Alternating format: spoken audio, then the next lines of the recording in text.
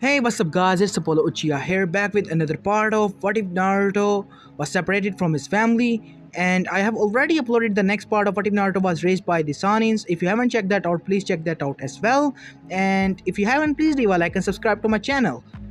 And without further ado, let's continue our story. Chapter 2, Konohagakurei.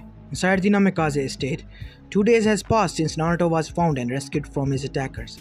He had a great time spending with his siblings. He's been told not to go outside for his own safety.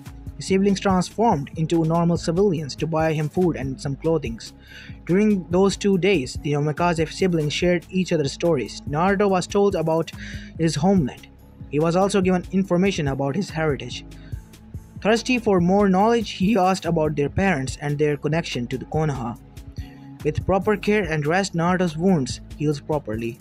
His malnutrition was being treated now that he had access to vitamins and medicine. He had 3 full meals and was allowed to have snacks whenever he wanted to. Of course, being the children of Kushina and Minato, Naruto was introduced to what the family considered the foods of the gods, ramen. At the moment, he had instant ramen while promised to be treated to the real deal. Ramen by the Ichirakus, he learned that the Ichirakus were originally from Konoha as well. Line break. It was 3 in the morning. The Namikaze siblings were all packed and were waiting for their uncles to return. There was a flash of yellow as soon Naruto found himself staring at a man who looked exactly like him, except that he was older and his hair was longer. With him was a man with red hair who looked like Narumi. Accompanying them were 4 more people wearing long coats with hoods. They were also wearing masks with nothing but a blank design on it. All of them were dressed in black from head to toe. The blond man nodded to the other 4 masked men and ordered them to move. The 4 scattered around the house and began sealing everything in it. Tosan? The young blonde asked, still gaping at the man. The man looked at the source of the voice. He found his youngest son staring at him, teary-eyed. The boy asked again, Are you my father? The man smiled at the boy warmly. Soon he found himself kneeling as the boy tackled him and started to cry. My son, he murmured, tears running down his eyes. Their father and son moment were interrupted when buzzing noises were heard. Third squad is in position, waiting for orders. Fourth squad ready to blow things up, waiting your orders. Fifth squad ready for extra diversion, awaiting orders. Naruto, we will unite again later, okay? I'm bringing you to your mother. Minato didn't receive a response and realized the boy had fallen asleep on his arms. He stood up gently and asked Kaede for Naruto's backup. Alright everyone, hold hands, I'm flashing us back to Uzushio. In a flash, Narumi, Minako, Mio, and Miho and Naruto, along with Minato, were gone back to their home. A few moments later, and there was again a flash. This time Minato was accompanied by a Kushina clone. He turned the radio on and the clock and ordered, Let's the fun begin. Minato, Kaede, and the clone then proceeded to move on to their targeted locations. Outside the Namikaze estate, Konoha, the people of the Hidden Leaf village were enjoying themselves peacefully into sleep, not knowing of the events that will happen in the next moments, not knowing of their so-called peace being disrupted. Soon they were awoken by sounds of shrapnel and broken glass. The night skyline looked like burning daylight as buildings caught fire. The earth shook as the Yondaim's Hokage's face sculpture blew up, crashing nearby buildings in the process. In the opposite direction of the Hokage monument, explosions were also everywhere. Structures collapsed, burned, and blew apart as they were hit by earth, fire, and destructive lightning jutsus. There was widespread chaos and panic. The citizens of Konoha were not expecting an attack during their time of peace. The strength of their village got over their heads, and the people believed no one would dare oppose them. The village security became lax, and now they were paying for it. The Konoha shinobi tried to calm the villagers as they escorted them to the village-safe bunkers. They took them almost a third of an hour. As soon as the villagers were safe, as the Konoha shinobi began preparations to fully retaliate, new explosions were heard on the village's eastern and western areas. The Konoha shinobi were losing their cool, clearly not expecting an attack from all sides of the village. It all made them think a huge number of enemy shinobi were behind it. Risen Sarutobi was busy reading an orange book. He was giggling like a little girl as he introduced himself to the story. His private time was interrupted when the ground shuddered and explosions awoke the whole village.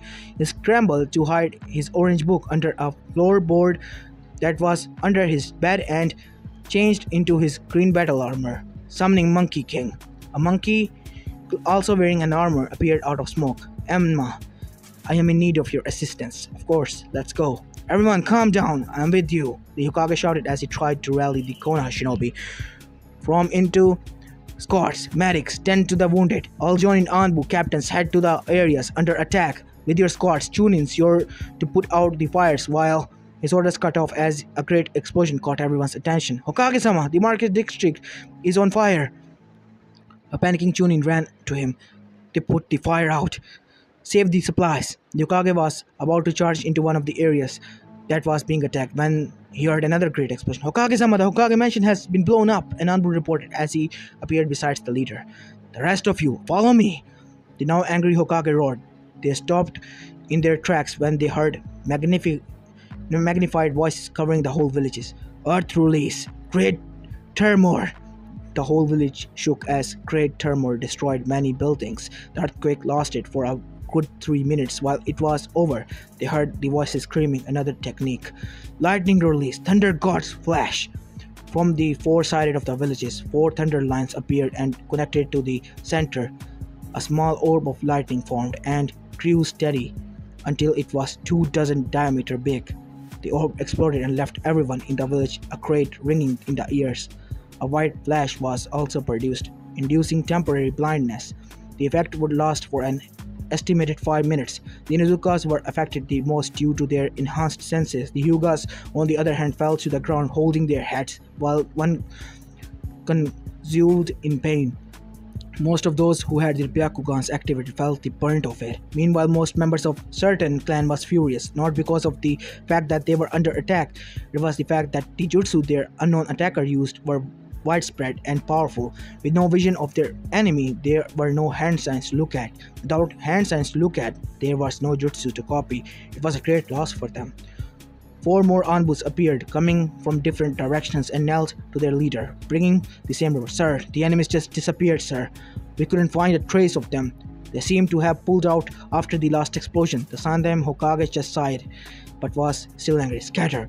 Put out the fires. But be on guard. They might come back and try to take us again by surprise. I'm placing the village on lockdown. No one's coming in or out of the village. Anyone doing so will be treated as an enemy and will face heavy consequences. Hi, replied all of the shinobi around. I want a detailed report on this fuss. All is over and dealt with. And with that, everyone went to their assignments. Sartobi, I'm going back. Summon me again should the mysterious attackers return. Enma said as he ported back into the home. Uchiha before the raid. Bring our baby back, whispered Kushina as she kissed her husband. I'll be back in a flash, replied Minato. Kushina and the others smirked at the man's joke. Minato was gone in a flash. He returned about 2 minutes later with Naruto asleep in his arms. My baby! Exclaimed Kushina. What happened to him? Relax, Mom, he's just sleeping. That's what also happened when we revealed to him that we were his siblings. He cried himself to sleep. Narumi smiled, looking at her little brother. I'll take him. I'll bring him to his room, Kushina said as he took Naruto and from Minato. I'll be back to Konoha now. I'll still have to thank them for their kindness to Naruto. Wait, I'm sending a clone with you. I can't let you have all the fun now, can I? Kushina said as she made a clone. I'll see you in a half an hour. Minato kissed his wife and his son. I'll be back with you later, Naruto. And with that, Minato disappeared again, in a flash. Well done, you four, Kushina said as she turned to their children. And thank you for bringing Naruto back to us. You may rest now. We have a big day ahead of us. Kushina went to her son's new bedroom with Naruto still asleep in her arms. She gently put him down and kissed his forehead. Welcome home, Naruto. Starting from now on, no one will harm you. Son here will protect you. I won't let Konoha or anyone take you away from me ever again, she whispered as she sat beside him, watching over him. Naruto stirred from his sleep and opened his eyes. He saw a beautiful woman with red hair smiling gently at him. He murmured, Kasa-chan, and sighed contentedly and went back to sleep. Uchiha Storm's POV. The first and second squad immediately started sealing off everything inside the estates while the third went to the Hokage tower and waited. As soon as they heard an explosion, they wasted no time breaking inside the walls, taking every scroll written by the Yondaime and the Uzumaki clan. The fourth squad quickly went to the work and rigged the Yondaime Hokage's face and explosives. When they were done, they made a distance before blowing it up, detonate. The whole village shook as the mountain exploded and damaged nearby buildings. The fourth squad went to work and demolished the buildings near the area. Using a combination of Katon, Raiton, and Doton jutsus, their buildings turned into rubble. Empowered by their clan's Kakegenkai, normal jutsus were several times stronger and easier to cast. The fifth group followed suit, equipping the gates and walls with explosive before making a great distance while they waited for signal. Once the mountain exploded, they also created a distance and detonated the gates. After that, they immediately set the demolitions to the other buildings.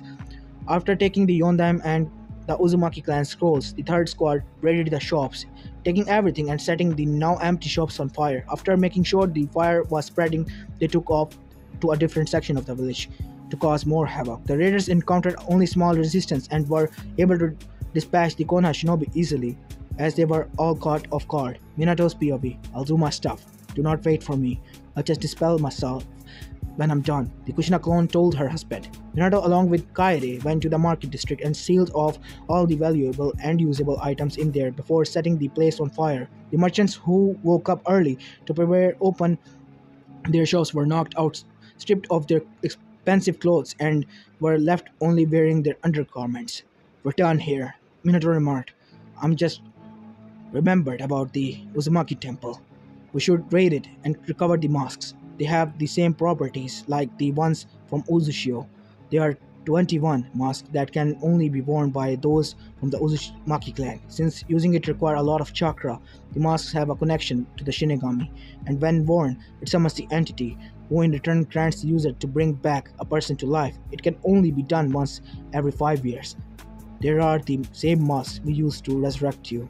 Thankfully, Konoha doesn't know what the masks do, Kaede said. Ah, so if there are two sets, we could resurrect two peoples every 5 years, asked Minato. No, Kaede shook his head. If one of the two sets are used, the other also goes into cooldown. I see. Let us go retrieve them, then. Kushina's POV. With the chaos going on, the clone was able to slid inside the hospital easily and found the person she was looking for. Nono worked as the hospital as a healer and had her own team. When the higher-ups learned of her intentions of adopting Naruto, they got her son, Kabuto. They held him hostage and threatened to kill him should she adopt the Jinchuriki. She was then forced to work at the Konoha hospital on a night shift when not on missions as a Nanbu. Her shift was almost finished when the attack happened. Her instincts told her to wait inside as someone will come for her. Soon a red-haired woman came in bursting to the nurse door. She was shocked to see her cousin Kushina alive, but remembered her conversation with Kaede a few days ago. She got over her shock and allowed herself to get dragged outside the village. Where's your son? We need to get Kabuto, Kushina asked as they got past the hospital gates. Hopefully he's inside our house. We're currently staying near the walls, replied Nono, now taking lead. Kushina cursed. Let's hope your house still stands. Let us hurry. Jumping from roof to roof, they arrived at their destination without hindrance. Kazan! Thank God you're alive, a boy with round glasses exclaimed, seeing his mother enter their home. She was followed by a red-headed woman. I am fine, son. Kabuto, meet your aunt, Kushina Namikaze. Hello, Kabuto, nodded Kushina. No, I thank you both for helping my son, despite Konoha's efforts to keep me away from him. We're family. We're supposed to help each other. I must say I didn't know he was your son, although I knew he was also an Uzumaki. Still, thank you. Now I'm sure my brother has told you about Uzushio. Yes, I'm very happy when I found out. Even for a second, I didn't doubt Kaede. How is my sister doing? Nami is doing fine. She's running a bookstore back home. That's great. I wish I can see her again soon. She will, cousin, but not yet. There's something I wish for you to do. Nono tried not to frown, realizing that her cousin was addressing them as the Uzukage. What is it? Uchiha needs you two to spy for us. Can you do that? Of course. You can count on us. Thank you. I shall take my leave. I still got to pay the council elders a visit, Kushina said as she got up. As she opened the door, she remembered something. Oh, and Nono, yes? Seal of water. That should last for, say, 3 months in 30 minutes. Clean water will not be available for the village. I apologize in advance for the inconvenience it will cause you. Line break. During the confusion, Kushina was able to slip inside the homes of Danzo, Koharu, and Hamura. With the chaos going on, the houses were empty. Danzo was no doubt underground, barking orders to his private army, while the others two were hiding at the village bunkers. Kushina went undisturbed as she drugged every single stock of food and drinks in the three houses. The poison would put them into coma for 5 years. Upon waking up, they will later learn that no one matter what they do, they won't be able to sleep ever again. Should they take forces, sleep pills, or jutsus, they will only get a major headache. Only a certain Sanin could heal them and remove the poison effects. It was unfortunate that the person was far away from Konoha. Kushina then went to the Hokage's office and raided the bedroom. She found nothing important but saw a pile of orange books and set them on fire. Finally, Kushina headed to the village water supply station and took out some special scrolls. She threw one inside each tank, and from it several gallons of purgatives came out. The special scrolls would eventually vanish after a few hours. Some would think it was a stupid childish prank, but it was a serious act of sabotage. Her job done, she dispelled herself. The real Kushina was humming to her youngest when she received the clone's memories. She could not help but laugh maniacally. Thankfully, Naruto remained asleep. Her four older children, who were still awake, heard her mad cackling, getting chills down their spines. Somehow they knew that Konoha was not just raided. Minato, Kairi, and Storm's POV. Sir, the Hokage mansion will explode in about 2 minutes. One of the teams reported. Minato nodded. Squad 1 to 4. Move to your positions. Hi. Sir, we are in position. Good. Minato looked at the building he once considered his home when he was still a leader of the village. He was now raiding. Wait for the explosion. Now! Earth release. Great turmoil. The 3 minutes later. They called another jutsu. Lightning release. Thunder God's flash. While the Leaf Shinobi suffered from the temporary blindness, the Uzonin rushed to their rendezvous point somewhere in the forest, ordering everyone to link arms. Minato flashed them back to Whirlpool, Uchiha. The shinobi forces of Uchiha awaited the return of the raiders. When they saw a yellow flash, all of them cheered and congratulated everyone for their successful operation. The teams then went to deposit everything they loaded. The weapons, armors were brought to the research facilities to be melted and used later. The other various items were also brought to their centers. Only the clothing remained to be donated to the hospitals and the orphanage. Later that morning, Naruto woke up feeling like Christmas arrived early. He remembered seeing his parents the night before. Good morning, Naruto. Naruto was alerted to such melodious voice. He rose into a sitting position and focused on the beautiful red-haired woman, smiling warmly at him, his heart beating fast. Naruto asked tentatively, Kazan? The woman nodded, her smiling widening. The boy jumped up and tackled her into a hug, all the while screaming, Mother! Mother and son hugged each other contentedly for several minutes before their moment was interrupted. Kushina giggled upon hearing her child's crunchy stomach. Come on, Naruto-kun, let's get your breakfast. Good morning, Naruto. How was your sleep? The voice asked. Naruto looked up and squealed, seeing it was his father. Tosan, it was great. It's the best I've ever had, Tatebayo. Minato was a bit horrified when Kushina smirked. He really was their son. So cute saying that, although I hope he grows out of it soon. Kushina thought, Kazan, did you hear that? A new voice asked between snickers. I heard it, Tatebane, replied the woman, lifting more laughter. Who knew Naruto would inherit it from you? Asked Narumi as she appeared by the doorway. Her question was answered by Naruto's crawling stomach. The whole family gathered at the table and began to eat. During the meal, they were, of course, conversed. Now, Naruto, what would you like to do? Where would you like to go? Kushina asked her son after eating. I really don't know where to. I just want to spend more time with you, I guess.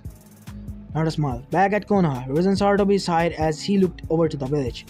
His ever-present pipe in the mouth, puffing smoke, he remained facing the glass window when he heard the arrival of an Anbu. He set up temporary office at the unused Senju mansion. Anbu Captain from Alpha Squad, reporting in. As of this moment, the damages infrastructures are the Yondam Hokage's face sculpture, the main gates, the whole market district, Namikaze and Uzumaki Estate, the Hokage Tower, and several hundred homes, with numbers still rising. As for the items, we lost everything from the shops upon investigation. We also found that Uzumaki and Namikaze estates emptied before they were blown up, and the Hokage Tower We found the vaults unharmed, save two. The vaults owned by the Namikaze and the Uzumaki were found open and empty. Upon further inspection, we found remains of explosive attacks that blew up the tower, sir. The Hokage sensed the arrival of another Anbu and beckoned him to speak. Anbu Captain from Gamma Squad reporting in. The determined time when the raid started is 5 minutes past 3 o'clock in the morning. The attackers are yet to be known, as their clothing had nothing to indicate which village they were from. All wore plain black shinobi clothing from head to toe. Their numbers are estimated to have been at 300. The raid lasted for 25 minutes, concluding at 3:30 o'clock, sir. A third Anbu appealed. Also bearing news. Anbu Captain from Beta Squad reporting in.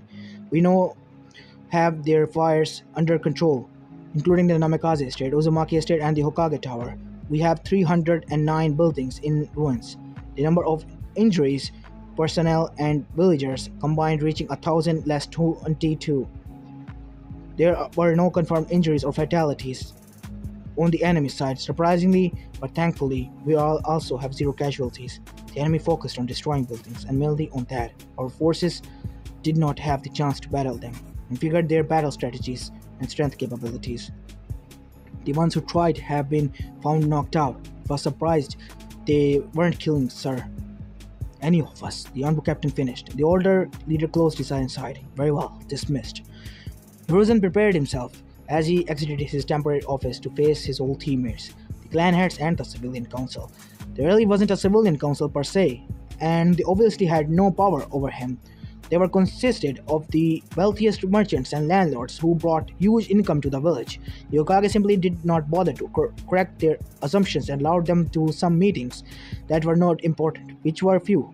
All they did was complain and request for favors. After repeating what the Anbu told them, the Hokage waited in resignation as he watched their faces. No doubt they were going to explode as soon as his words sunk in. He really hated their whining, especially the Uchiha, the Hyuga, and the civilians. It is very clear, began Danzo Shimura, that Iwagakure is behind this. They hated the Yondaime for what he did. It would seem that they were still hell-bent on avenging the army Minato destroyed using the Harashin. With him dead, they figured it was time for them to strike back and restore their power and strongest image in the elemental nations. But we will not let them go unpunished. We must go to war. This statement caused a few murmurs of agreement. Now, we must not rush in conclusions. Hiruzen immediately responded before more of them would voice their agreements. It could be Kumo, suggested Hiyashi Hyuga. You know them, they wanted our bloodline. They must be exactly their vengeance on us. Just because they tried to kidnap your daughter before doesn't mean they were the ones responsible for this. Iwa is responsible. I am sure of it, countered Danzo. I agree with Danzo, but not with the Iwa being responsible part. Saratobi said, the Yondaime Raikage holds a strong and high amount of respect to our Yondaime. I strongly doubt he would stoop so low just to destroy his monument and rob his prized jutsus. But what about the last technique they did, the Thunder God's Flash? Don't forget the Earth technique, they lasted 3 minutes. They must be killed because of their strength.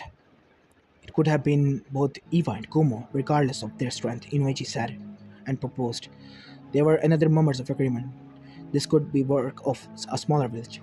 Why, you ask? They want the world to recognize them by attacking us, one of the strongest and greatest nations. And by taking some of our scrolls, they will add it to their own arsenal to use it against us. Shibuya Rame added input. What a track, thought Shikaku Nara as he looked at everyone. Only Choza Gamichi seemed uncaring as he munching on his barbecue. Fugaku could only huff in annoyance. It was his clan's duty to guard the village. The Uchiha clan, after all, was the police force of Konoha. His clan's pride took a great wound for having been successfully caught off guard. The village was attacked under his nose. It happened to be his shift that night. Any more ideas? The Sandam inquired. The enemy did a great job, if I say myself. They wore masks, and they even defeated our Bakugan. Hiyashi paused before adding, no doubt by some kind of seals. I agree, Tsumi nodded. Even our noses, with the help of our partners, cannot find the trail of their scent. They just vanish. We were able to track them to the forest outside the village, but their trail simply vanished. The frustration was clear in her voice. We must figure this out now, and soon. If they were able to do this to us in 25 minutes, imagine if they launched a full-scale attack. Choza finally spoke, having finished his snacks. We still have no idea if this was the work of a big village. I could have been upstart growing forming into a small village. It could be possibly that this was a full-scale attack. No, counter Shikaku. There were no casualties. There was only raid. And this worries me, great village or not. These unknown enemies are fully capable. In half an hour, they were able to demolish several hundred buildings and take a lot of valuable items, including some treasures from the Hokage office. Once they were done, they were able to leave without any traces. Everyone went silent, nodding to his words. The Nara continued. I've come to a conclusion that the raider's purpose was to send a message. But what is that message exactly? He asked rhetorically. It is oblivious, related to the Yontam. What annoys me is I cannot figure it out. We could also consider Kuma and Iwas as suspects, but we cannot be sure. They could be rogue shinobi based on their last two attacks. Only those who have natural affinities on earth and lightning could have done that. We will consider that. Thank you, Shikaku. We will also try to decipher this message. The Hokage nodded as he prepared to stand up. Hokage-sama, what about our destroyed and looted shops? We will need help for recovery. One member of the self-appointed civilian council butted in, much to the annoyance of the shinobi side. Indeed, in my case, I hope I only had one shop that was my only means of earning money, said another. He was nearly into tears. Several of my apartments were destroyed. I will be needing help as well. Another word said, worry not about your businesses. We will provide assistance for repair and lost valuables. Piloted the Hokage, we can figure things out, and especially that message the enemy were trying to convey. We will focus on our village repairs and increase our defense. Sarutobi concluded. Everybody nodded and left to their home, or what was left of them. You have failed your duty, Koharu said to Fugaku, who was one of the last remaining persons. Do not fail me next time, added Hamura. Fugaku seated. They were insulting his clan. Now, my friends, let us not blame the Uchiha police. All of us were at fault.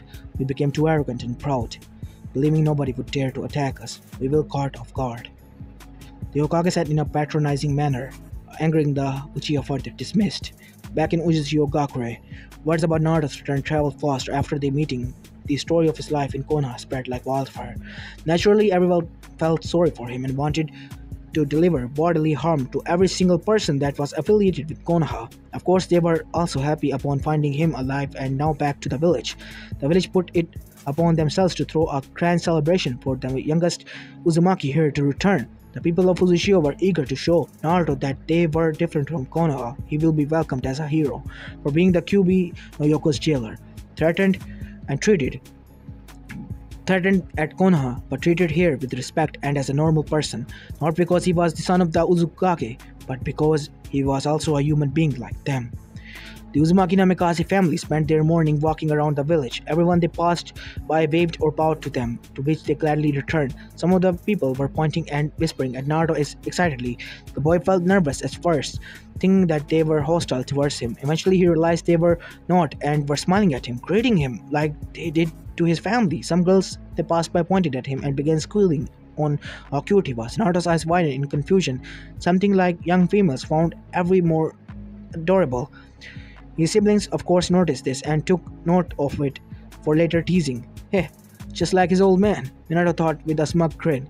He'll be a chicken magnet when he gets older. If he already making girls swoon at this age, I wonder when he grows up and starts to develop his body from training. I'm so proud.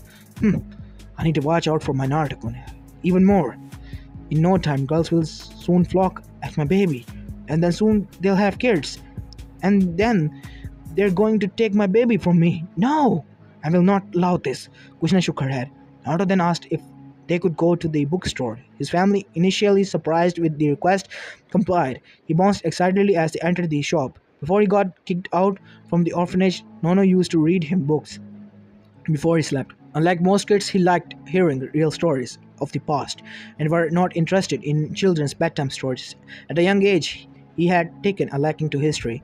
When he got kicked out, he no longer had access to the books he liked to read. The librarian refused to allow him entry whenever he paid a visit to the Konoha library. Now that he's an Uzushio, he can read whatever he likes. Good morning. How may I help you? The store manager greeted, keeping her eyes on the giddy boy who entered her shop. Naruto returned a shy greeting before running off to pick the book he wanted to read. Uzukage-sama, how may I help you? The now astonished woman asked as she and her family followed after the boy. She knew that the Uzukage didn't like reading that much, so it was a surprise to her. Hello, my son requested that we visit your bookstore. Can you help him pick out some reading material, preferably history, as he into the topic? Son, the clerk thought for a moment before a memory clicked. Naruto-sama! Of course, ma'am. Please have a seat while waiting. Also, feel free to check out our books. Our new stock might interest you, the lady said before walking off to assist Naruto. Naruto was currently dragged a basket filled with books entitled The History of the World, from Man of Shinobi, The Birth of Ninshu, Hagoromo Otsutsuki, Rakudo no Signing, The Five Great Nations, The Great Shinobi War, The Second Great Shinobi War, The Third Great Shinobi War. He was currently staring at a shelf with some weird writings. He was fascinated by the intricate markings in it. Ah, Fuinjutsu, the clerk said as she stood beside him. Please, let me carry the basket for you, Naruto-sama. Naruto could only stare at the woman, unused to people being kind to him, neither to being called with respect. He was more familiar with the term demon brat than Naruto-sama. Reluctantly, he gave the basket to the woman for him to carry. I apologize, I haven't introduced myself yet. My name is Nami. The woman smiled. That, Naruto-sama, is the shelf of Fuinjutsu books. We Uzumakis are feared for our Fuinjutsu. We excel at it. I'm sure you will become a fine seal master in no time once you start learning it. Would you like to have a look at them? Yes, please. I'll have the introduction to Fuinjutsu, basic of Fuinjutsu. Fuinjutsu for beginner, please. Thank you. Such a polite boy. She smiled as she reached for the mentioned books. Naruto was too small to reach the higher shelves. Is there anything else you would like, Naruto-sama? These will do. Thank you. Naruto replied as they walked to the counter to pay for the books. Uzukage-sama, your son is an interesting one. He is on to informative books at his young age. He is also interested in the Fuinjutsu. Your total cost for the books would be 8,400 yen. As a welcome present, the Fuinjutsu books are free of charge. Nami grinned. Naruto widened his eyes. Back in Konoha, everything cost more than 10,000 yen. They also sold him overpriced products. Remember that one time he bought a bottle of water and was charged 13,000 yen. Are you sure, miss? I can have other books for free? Would you lose your business? Boy asked timidly. Nami smiled kindly at him, telling him that it won't lose her business. Consider those books as gifts, Naruto-sama. Welcome back to Uchiha. To everyone's surprise, Naruto tackled her into a hug. Thank you, thank you, thank you. You're so kind. The boy blabbed rapidly, trying not to cry. You're always welcome here in my shop. You can have any book you like with discounts. The boy, still expressing his gratitude after his mother paid for his purchase, stopping only when he heard a crawling sound caused by his stomach. As promised by his siblings, they introduced Naruto to Ichiraku ramen. Kushina was excited for her son to try it after all. It was her favorite food, and to her, there was no other greater than this.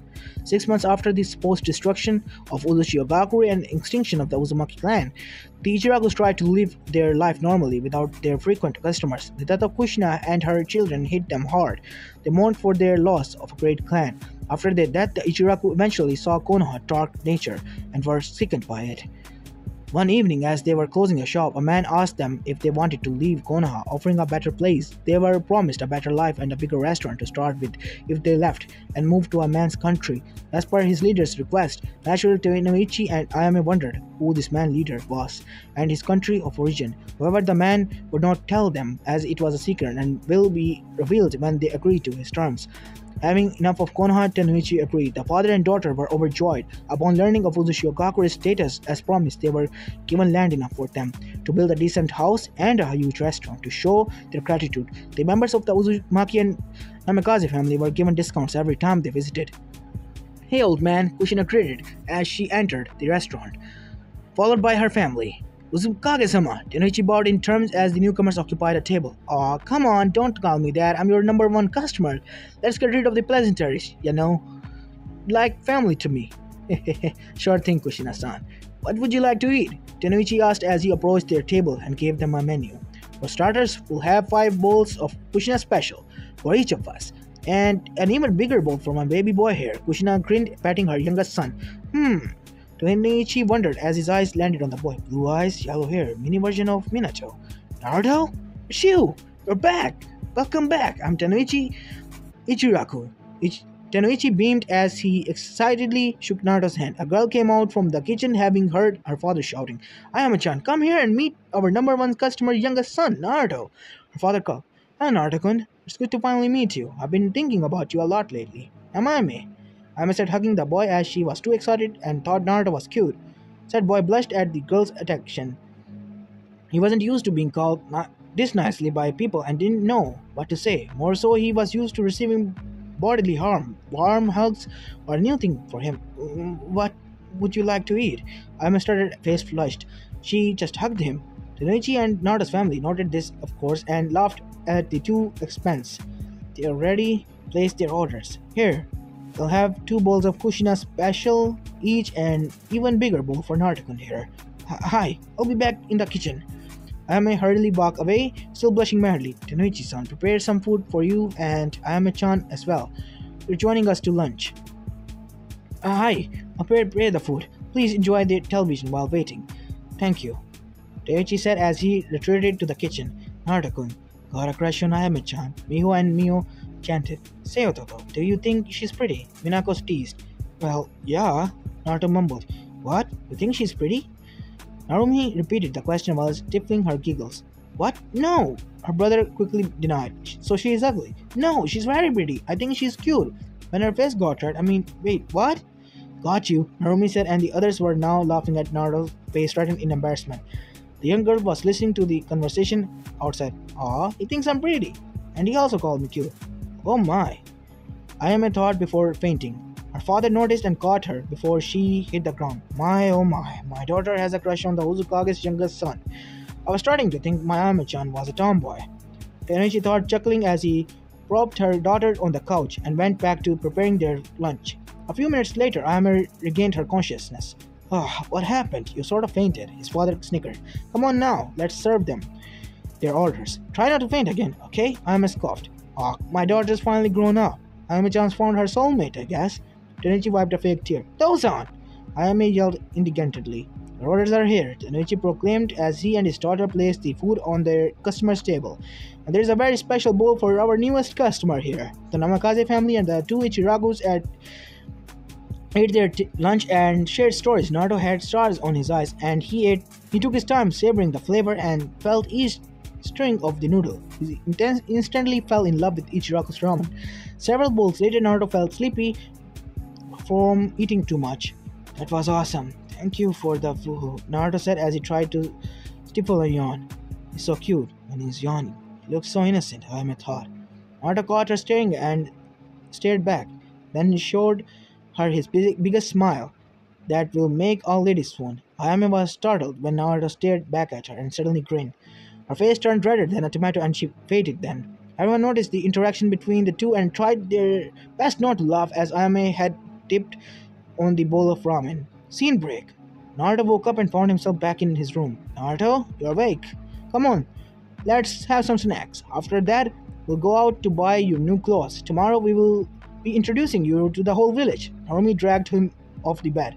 Yo, Toto, have you prepared your speech yet? Minako asked, seeing Naruto come down. Speech? Yeah, you'll be introduced to the village tomorrow. You need to make some speech. The twins confirmed. Okay. Narumi-ne-chan, can you help me with the speech? Naruto asked his elder sister, still not picking up with the joke. Narumi went into the thinking pose before replying. How about no? Naruto pouted. His eyes seemed to magnify and went teary. Come on, Naruto-kun. We were just joking, Narumi said as she hugged her little brother. As this is where I'm going to be leaving this part of, guys. So I hope you like this one, and if you do, please leave a like and subscribe to my channel. And this is Apollo Uchiha, and I'm signing out. Peace.